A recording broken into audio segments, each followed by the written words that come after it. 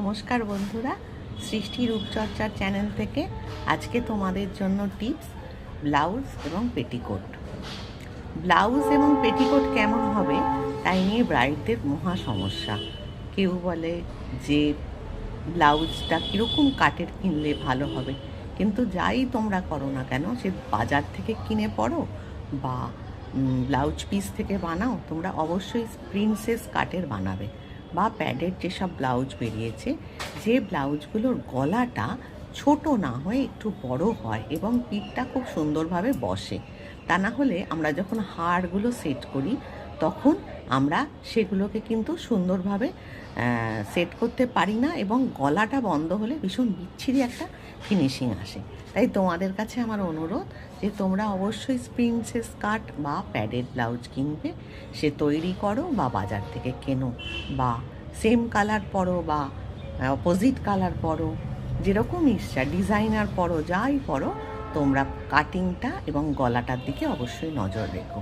আর পেটিকোটের বেলায় তোমাদের বলি, অনেকেই জিজ্ঞেস করে যে আমরা শাটিনের পরবো বা সুতির পরবো।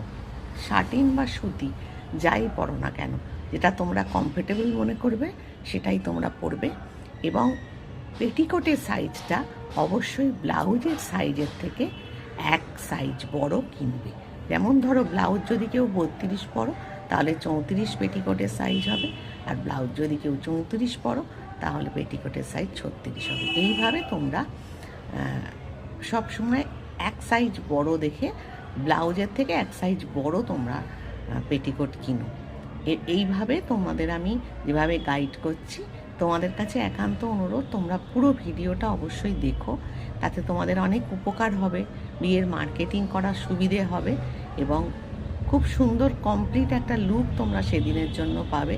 আর আপকামিং ব্রাইডদের উদ্দেশ্যে বলি, তোমরা কিন্তু স্কিন কেয়ার করতে ভুলো না। অবশ্যই তোমরা স্কিন কেয়ার করবে, যার যত বেশি ফিনিশিং স্কিন থাকবে, গ্লোয়িং স্কিন থাকবে, দাগ ছাড়া স্কিন থাকবে, তার তত ভালো মেকআপের লুক আসবে। এটা কিন্তু কোনো প্রোডাক্ট দিয়েই করা যাবে না।